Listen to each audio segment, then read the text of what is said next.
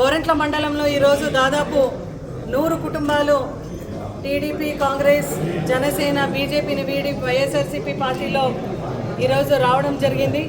ఆ నాయకులకు అదేవిధంగా ఆ లీడర్స్ అందరికీ కూడా పార్టీలో స్వాగతిస్తున్నాం. ఖచ్చితంగా నా ఎస్సీ, బీసీ, ఎస్టీ, మైనార్టీస్ అంటూ ఏ ఒక తత్వం పైన మన జగన్మోహన్ రెడ్డి గారు వెళ్తున్నారో అదే పదంలో కూడా అభివృద్ధి వైపు మనమందరూ కూడా నడుస్తాము. అదేవిధంగా పార్టీలో కొద్దిగా చేరిన వాళ్ళందరికీ కూడా సంక్షేమం వైపు, అభివృద్ధి వైపు మనము ఖచ్చితంగా నడిపిస్తాం అనే ఒక గట్టి హామీ మీకు ఇస్తూ మనమందరూ కూడా కలిసికట్టుగా పని చేసుకుంటాం. మీ కష్టసుఖాల్లో మీ ప్రతి ఒక్క అడుగులో మేము అండగా ఉంటామని మీకు గట్టిగా హామీ ఇస్తూ, నిన్నటి రోజు చంద్రబాబు నాయుడు గారు మేనిఫెస్టో రిలీజ్ చేశారు. ఆ మేనిఫెస్టో ఎంత ఘోరంగా ఉంది అంటే, చంద్రబాబు నాయుడు గారు, జనసేన, పవన్ కళ్యాణ్ గారు, బీజేపీ, మోడీ గారు ముగ్గురు కలిసి కూటమి ఏర్పాటు చేసుకున్నారు. కూటమి ఏర్పాటు చేసిన అనంతరం వాళ్ళు చేసే కార్యక్రమం అన్నీ మీరు చూశారు. ఆ రోజు మోడీ గారు విజయవాడ వచ్చారు, కనీసం చంద్రబాబు నాయుడుని గెలిపించండి అని కూడా అడగలేదు. నిన్న కూడా మోడీ గారు ఫోటో లేకుండా మేనిఫెస్టోని రిలీజ్ చేశారు. అంటే మోడీ గారు ఫోన్ చేసి, అయ్యా చంద్రబాబు నాయుడు గారు, నువ్వు ఏ నోరుతో తప్పుడు హామీలన్నీ ఇస్తున్నావో ఆ తప్పుడు హామీకు నేను జవాబుదారీ కాదు, దయచేసి బీజేపీ పార్టీ మీ మేనిఫెస్టోకు దూరంగా ఉంటానని చెప్పేసి నిన్న కనీసం మోదీ గారు ఫోటో కూడా ఆడ పెట్టలేదు. మీరందరూ కూడా చూసింటారు. మళ్ళా వీళ్ళ కూటమినే వాళ్ళకు ప్రమాదం. బీజేపీతో జతగట్టినారు కాబట్టి మైనారిటీస్ 4% రిజర్వేషన్ తీస్తున్నారని చెప్పినారు కాబట్టి ఈరోజు మైనారిటీస్ అందరూ కూడా జగన్మోహన్ రెడ్డి వెనకాల ఉన్నారు. అదేవిధంగా కూటమిలో రిలీజ్ చేసిన మేనిఫెస్టోలో అక్కడ కనీసం పురంధేశ్వరి కూడా లేదు, మోడీ గారు ఫోటో కూడా లేదు. అంటే ఈ కూటమి ఎక్కడికి వెళ్తా ఉంది? ఏ నోరుతో చంద్రబాబు నాయుడు గారు మేనిఫెస్టో చెప్పినాడు, 100% అదే నోరుతో తప్పుడు మాటలు చెప్తాడని రాష్ట్ర ప్రజలకు తెలిసింది, అక్కడ మోదీ గారికి కూడా తెలిసింది. కాబట్టి ఆయన ఫోటో వద్దు అని అల్టిమేటం జారీ చేసినారనేది కూడా నేను చూసినాం. అదేవిధంగా ఇక్కడ కూడా నిన్న సవితమ్మ ప్రెస్ మీట్ పెట్టి నోటికి వచ్చినట్లు వాగింది. నేను ఆమెని 3 పాయింట్కి నీకు దమ్ము ధైర్యం ఉంటే, నీలో నీతి నిజాయితీ ఉంటే నేను అడిగే ఈ 3 పాయింట్కి మాత్రం సమాధానం చెప్పు. మేము ఈ పెనుగొండ నియోజకవర్గానికి దాదాపు 2,20,000 మందికి బెనిఫిషియర్స్కి ఏదో ఒక పథకం ద్వారా ప్రతి ఇంట్లో కూడా మేమున్నాం. అదేవిధంగా 2,000 కోట్ల 118 కోట్లు మేము ఈరోజు పెనుగొండ అభివృద్ధి కోసం, సంక్షేమం కోసం మేము ఖర్చు పెట్టినాం. నువ్వు ఎక్కడికి రమ్మన్నా కూడా నీకు ఓపెన్ ఛాలెంజ్ సవితమ్మ. దీనికినా మా ఒక్క సంక్షేమ పథకాలు ఎంత ఫిగర్ నేను చెప్పినాను, ఎంతమందికి నేను చెప్పినాను బెనిఫిషరీస్, వాటిలో నువ్వు కాలభాగం ఇచ్చిన ఒక నీతి నిజాయితీ కూడా మీ పార్టీ చంద్రబాబు నాయుడు గారు మీరు రుజువు చేస్తారా? ఎక్కడికన్నా మేము మా కార్యకర్తలు వచ్చి రెడీ ఉండాం. అంటే ప్రతి ఒక్కరికి కూడా సంక్షేమం ఇచ్చిన ఘనత మనది. 2వ పాయింట్, నిన్న నువ్వు మాట్లాడినావు నా పర్సనల్ విషయం నీకు ఎందుకు అని. నేను ఒకటే మాట్లాడుతున్నాను, ఈరోజు మేము ప్రజాక్షేత్రంలో ఉన్నాం. నేను నీ పర్సనల్ విషయం గురించి మాట్లాడలే. నీ అఫిడవిట్లో నువ్వు రాసినావు, నువ్వు రాసిండేది నేను చెప్తున్నా. నేను ఏదో రోజు నువ్వు నా పైన ఒక వీడియో రిలీజ్ చేస్తుంటాం, దానికి ప్రూఫ్ లేదు, యాది లేదు. నీ ఐటీడీపీ గ్యాంగు నువ్వు ఏదో ఒక వీడియోని పెట్టి రిలీజ్ చేస్తావు. అది పేటీఎం బ్యాచ్, నీ పేటీఎం బ్యాచ్ రిలీజ్ చేస్తుంది. అది ఒక ఏబిఎన్ ఆంధ్రజ్యోతిలో వచ్చిండేది నువ్వు చూపిస్తున్నావు. నేను ఉషా శ్రీచరణ్ అనే నువ్వు ఏదైతే అఫిడవిట్లో రాసినావో నీ పైన 16-17 కేసులు ఉన్నాయి. దాని గురించి ప్రశ్నిస్తున్నాం. ఈరోజు నేను అడుగుతున్నాను, గ్రావెల్ దొంగతనం చేసినావు అంటే గవర్నమెంట్ సొమ్ముని నువ్వు దొంగలించి నీ పైన కేసు ఉంది. రేపు పెనుకొండ ప్రజలారా మీరంతా గమనించండి, పెనుకొండ చుట్టూన్న కొండలన్నీ మింగేస్తుంది ఈ సవితమ్మ. పెనుకొండలో ఒక అనకొండ సవితమ్మ అని మీరందరూ కూడా గుర్తించాలి. ఈరోజు అంటే గవర్నమెంట్ గ్రావెల్ ఇంతే తవ్వాలా అని నువ్వు చెప్తున్నావు. దానికి నేను ఎలా తీసుకున్నావు, దానిపైనే నీ కేసు ఉంది. నిన్న నువ్వు చెప్తున్నావు శంకరన్న నా పైన అన్ని కేసులు పెట్టినాడు అని నువ్వు చెప్తున్నావు. నీకు ఒకటి ప్రశ్న అడుగుతున్నావు, నువ్వు అంత నీతి నిజాయితీగా ఉంటే మళ్ళీ ఒక్క నెల నువ్వు ఎందుకు అబ్స్కాండ్ అయినావు? ఎందుకు అబ్స్కాండ్లో పోయినావు?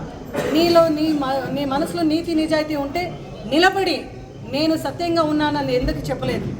అదేవిధంగా నీ పైన 420 సవితమ్మను, నీ పైన ఒక చీటింగ్ కేసు ఉంది. సిగ్గు లేదు? నువ్వు ఈరోజు ఒక ఎమ్మెల్యే క్యాండిడేట్గా నిలబడినావు, నీ పైన ఫోర్జరీ కేసు ఉంది. దీనికి నువ్వు ఖచ్చితంగా సమాధానం పెట్టాలి. ఎందుకంటే ఆ ఫోర్జరీ కేసు పెట్టిండేది నీ ఇంటి వాళ్ళే నీ పైన పెట్టినారు. నీ వదినమ్మ పెట్టింది నీ పైన, మీ అన్న పెట్టినాడు నీ పైన, నీ తల్లి పెట్టింది నీ పైన. ఈరోజు నువ్వు పర్సనల్ అనేది ఏది పర్సనల్ కాదు. ప్రజాక్షేత్రంలో వచ్చినప్పుడు మనకంటూ ఏది పర్సనల్ ఉండదు. ఈరోజు ఖచ్చితంగా నువ్వు సమాధానం చెప్పాలి. అదేవిధంగా ఒక మహిళగా ఉంటూ కియా స్టేషన్లో ఒక కేసు ఉంది, మహిళని దూషించినావు. మళ్ళా రేపు ఈరోజు ఎమ్మెల్యే క్యాండిడేట్గా నువ్వు కంటెస్ట్ చేస్తున్నావు. మహిళలందరూ కూడా మీరు గమనించాలి, మహిళగా ఉంటూ మహిళల్ని నోటికి వచ్చినట్లు తిట్టా ఉంది. తన తల్లికి నువ్వు అన్నం పెట్టలేదు, నియోజకవర్గంకంతా నువ్వు అన్నం పెడితే తల్లి కడుపు మాడితే మళ్ళీ నువ్వు ఎవరికి అన్నం పెడితే నీకేమొస్తుంది? Charity begins at home. తల్లి పైన, కన్న తల్లి పైన నీకు నిజంగా విశ్వాసం లేదు అంటే ఇంకా ఎవరికి అన్నం పెట్టి నిన్ను చీకొడతారు ప్రజలందరూ కూడా ఒకసారి గమనించాలి. అదేవిధంగా నువ్వు లోకల్ అనొద్దు. నువ్వు ఎంతగా లీగల్ ఉన్నావని ఫస్ట్ నువ్వు చూసుకో. నువ్వు లీగల్గా ఉన్నావా లేదా అని చూసుకో. ఈరోజు నేను ప్రెస్ మీట్ పెట్టి నువ్వు చెప్తున్నావు, నువ్వు ఉషా శ్రీచరణ్ రెడ్డి అని చెప్పినావు. నేను ధైర్యంగా నా అఫిడవిట్లో చెప్పినాను, I'm KV Usha Sricharan, wife of Sricharan అని చెప్పినావు. కనీసం ఆ యోగ్యత కూడా నీకు లేదు. నువ్వు సవితమ్మ అని పెట్టి డాటర్ ఆఫ్ రామచంద్రప్ప అని పెడుతున్నావు. అంటే నువ్వు పెళ్ళి అయినా కూడా నీ భర్త ఒక కమ్మ జాతికి చెందినవాడు, కనీసం వైఫ్ ఆఫ్ వెంకటేష్ చౌదరి నువ్వు పెట్టలేదంటే నీకు ఆ సిక్కు చేటు కూడా లేదా అని నేను అడుగుతున్నాను. ఏది కూడా పర్సనల్ కాదు. ఒక్కసారి దిగినామా అంటే లేట్గా వచ్చినామా అనేది కాదు, లేటెస్ట్గా వచ్చినామా, ఏమి చేసినామనేది ఉంటుంది. నేను మాట్లాడుతున్న ప్రతి ఒక్క పాయింట్ బుల్లెట్ దిగిందా లేదా అని ఈ ప్రతి ప్రశ్నకు నీ ఇంటి వాళ్ళు నీ పైన కేసు పెట్టినారంటే నువ్వు ఎంత చిత్తశుద్ధితో ఉన్నావు అనేది ఈరోజు పెనుకొండ నియోజకవర్గంలో ఉన్న ప్రజలందరూ కూడా చూడాలి. ఇంకా నువ్వు నా పైన చెప్పినావు 2019లో నీ ఐటీ ఇంత, ఈ ఐటీ ఇంత అని నువ్వు పెట్టినావు. అవును, భూములు ఉన్నాయి. 2019లో 10 రూపాయలు ఉన్న భూములు ఇప్పుడు 100 రూపాయకి పెరిగిండేది నేను రాసిండాను. నువ్వు ఇంకా వార్డు మెంబర్ కూడా గెలవలేదు, సిబిఐ కేసులు ఉన్నాయి నీకు. అంటే నువ్వు ఒక అధికారికి లంచం ఇచ్చిన కేసు ఉంది నీకు, 420 కేసు ఉంది, చీటింగ్ కేసు ఉంది, ఫోర్జరీ కేసు ఉంది, గవర్నమెంట్ సొమ్ముని దొంగలించిన కేసు ఉంది, కన్న తల్లి నీ పైన కేసు పెట్టింది. ఇంకా ఒక అడుగు చెప్పాలంటే నువ్వే నీ కన్న తల్లి పైన కేసు పెట్టినావు కదమ్మా. ఎవరైనా ప్రపంచంలో ఆడబిడ్డ, మగపిల్లలు పెట్టేది చూసినాం, ఆడబిడ్డ ఎప్పుడు ఏం కోరుకుంటుందంటే నా పుట్టినిల్లు చల్లగా ఉండాలి, నాకు తినేకి పువ్వు ఉందో లేదో, నా తల్లి నా తండ్రి కడుపు చల్లగా ఉండాలి అనుకుంటారు. నువ్వు నీ తల్లి పైన కేసు పెట్టినావు కదా తల్లి, ఇంకా ఎమ్మెల్యే క్యాండిడేచర్కి నువ్వు అర్హుడువా అని నేను అడుగుతున్నాను. దీనికి మాత్రం నువ్వు సమాధానం చెప్పాలి. నా కాదు, పెనుకొండ నియోజకవర్గ ప్రజలందరికీ కూడా సవితమ్మ ఖచ్చితంగా ఇది సమాధానం చెప్పాలి. ఇది పర్సనల్ విషయం కాదు, ఇవన్నీ కూడా నా సంస్కారం అడ్డమొస్తుంది ఇది మాట్లాడేకి. అయితే అఫిడవిట్లు నువ్వు రాసిండేది నేను చెప్పిన, నా సొంతంగా ఏది చెప్పలేదు. ప్రజలందరూ కూడా గమనించాలి, ఏదైతే నువ్వు రాసినావో నేను చెప్పిన అంటే ప్రజలందరూ కూడా గమనించాలి. ఇటువంటి ఆమె ఎమ్మెల్యే క్యాండిడేచర్గా ఉంది, మళ్ళా నియోజకవర్గంలో ఎవరెవరు సైన్ ఫోర్జరీ పెట్టుంది అని ఒకసారి మీరు గమనించాలి. ఇంకా ఎవరెవరికి టోపీ వేసి ఫస్టే 420 కేసు, మళ్ళీ ఎవరెవరికి టోపీ వేస్తుంది, టోపీ 420 సవితమ్మ అని కూడా మీరు చూడాలి. అవునా కదా? అవునండి. ఇవన్నీ కూడా సమాధానం చెప్పాలి. ప్రజాక్షేత్రకు మీరు వచ్చినారంటే చంద్రబాబు నాయుడు గారు వాళ్ళ మామకి వెన్నుపోటు, అవునా కదా? మామకి వెన్నుపోటు తీసుకొని పార్టీ నడుపుతున్నాడు. ఇక్కడ సవితమ్మ ఎవరికి వెన్నుపోటు? అంతే కదా? ఇక్కడ కూడా చంద్రబాబు నాయుడు ఎంత అబద్ధం చెప్తాడో ఆ వారసురాలు ఈమె. సో ఈమె కూడా అదే అబద్ధాలతో ఉంటుంది. చంద్రబాబు నాయుడు పెట్టిన ఏ ఒక్క సంక్షేమ పథకాలు కూడా ఆయన జారీ చేయలేదు 2014లో. ఈసారి కూడా ఆయన చేయలేడు.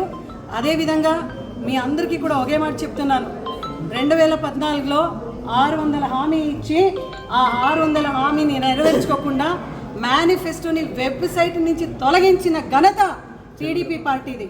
స్వంతంగా ఒకరే వస్తే బలం లేదు అని బీజేపీతో జనసేనతో మళ్ళీ ఈరోజు జతగొట్టుకొని వస్తున్నారు. వాళ్ళు ఎంత జతగట్టినా వాళ్ళకి ఒరిగేది ఏమీ లేదు. ప్రజాక్షేత్రంలో మేమున్నాం. ప్రతి ఇంటికి మంచిది జరిగింది కాబట్టి ఈరోజు జగన్మోహన్ రెడ్డి గారిని ఓటేసి గెలిపిస్తారు. ఇంకొకసారి సవితమ్మ వైఎస్ఆర్సీపీ పార్టీ కానీ మా జగన్మోహన్ రెడ్డి కానీ ఇక్కడున్న మా లోకల్ లీడర్స్ వైపు ఏదైనా విమర్శ చేస్తే మీకు అల్టిమేట్ అన్నది జారీ చేస్తున్నాం. తస్మాత్ జాగ్రత్త. జూన్ 4వ తారీఖు మీరు చూస్తారు. మీరు చేస్తున్న ప్రతి ఒక్క మాటకి, మీరు పెట్టున్న ప్రతి ఒక్క దానికి కూడా మేము ఓటు ముఖాంతరం సమాధానం చెప్తాం. మీలాగా ఫ్లెక్సీలు కోసేది, ఫ్లెక్సీలు తగలబెట్టేది, పేటీఎం బ్యాచ్కి మళ్ళీ వాళ్ళకు వీళ్ళకు ఉసిగల్పి మేము రాజకీయం చేయం. మేము రైట్ ట్రయల్గా చేస్తాం, జెన్యూన్గా చేస్తాం. చిల్లర రాజకీయాలు మానుకొని ఇంక పైన సవితమ్మ ప్రజల్లో పోయి మీ అజెండా ఏంటి అని ప్రజాక్షేత్రంలో తెలుసుకుందాం రా సవితమ్మ అని చెప్తూ అవకాశం ఇచ్చిన ప్రతి మీడియా మిత్రులందరికీ కూడా ధన్యవాదాలు తెలియజేసుకుంటూ